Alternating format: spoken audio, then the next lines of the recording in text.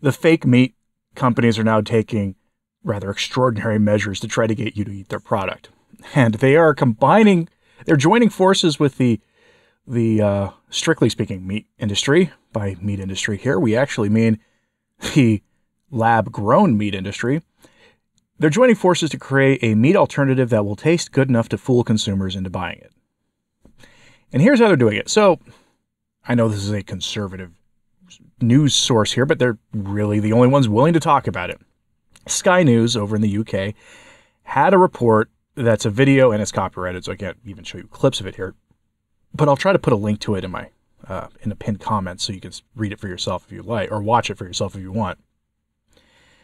They report that in the UK there's a company now growing pork fat in a lab. Just the fat, not the chop, not the ribs, nothing. Just the fat, the lard. They're growing pork lard in a laboratory setting.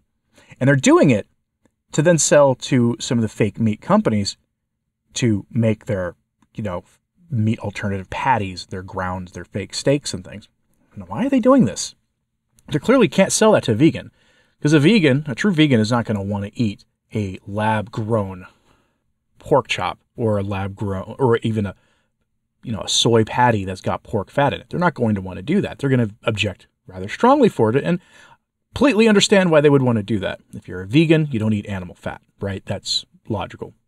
They're doing it to get you and I to try to eat it, because a consistent complaint is even these new designer plant-based meats don't taste good. They don't taste like the real thing.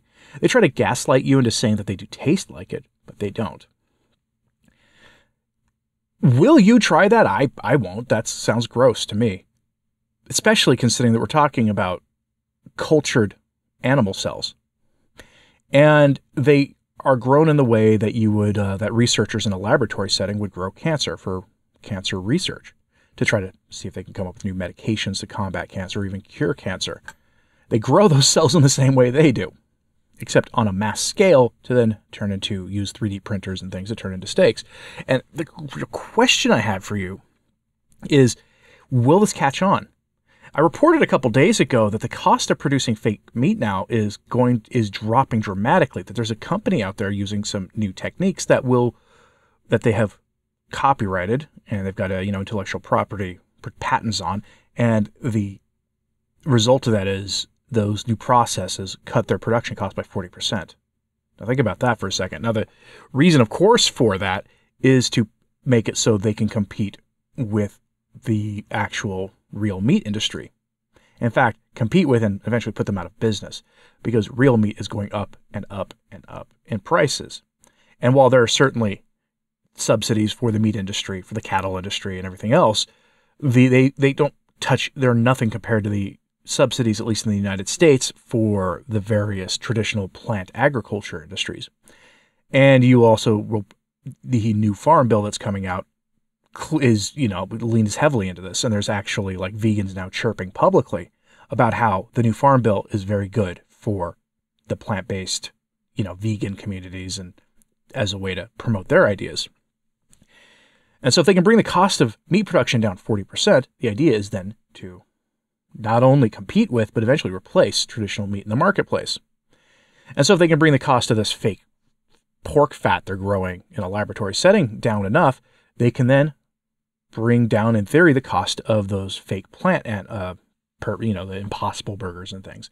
Because they're not trying to sell those really to vegans. I mean, yeah, vegans might eat them as they exist now, but a vegan, someone who's been a vegan for a while, has really no need to eat something that's supposed to taste like a hamburger patty. Why would they want to? And the question is this going to work? Now, I suspect they will be very successful in this in at least one way. It's an open secret at this point that a lot of people do believe that meat is essentially empty calories, other than the protein and fat in it, that there isn't much else there.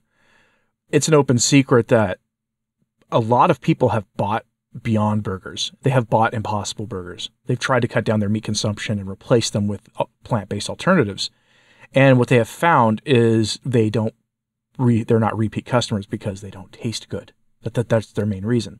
People do buy the propaganda that says meat is bad in some way or another.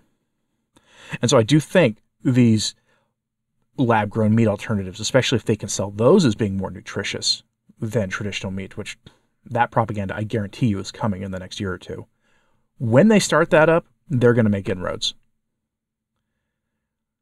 And it's our job, not just, some guy sitting in a spare room in his house on a webcam, ranting into a computer screen, but you watching this video. It's your job to sort of get your friends to not buy into the silliness, to be like, look, that stuff was grown in a laboratory.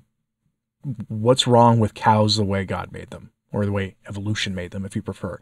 What's wrong with animals that we have always eaten, going back into antiquity, going back into the earliest days of the human species? What's wrong with eating those things? And why do we need to put all of our trust not in farmers, not in ranchers, but in big corporate conglomerations?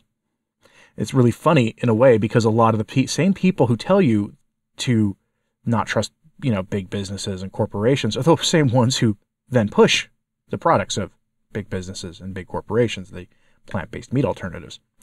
It's another open secret in this industry that Tyson Foods, as an example, one of the biggest offenders in not treating animals with any due amount of respect that they might need, they have gotten heavily into the plant-based meat alternatives through one of their subsidiary corporations.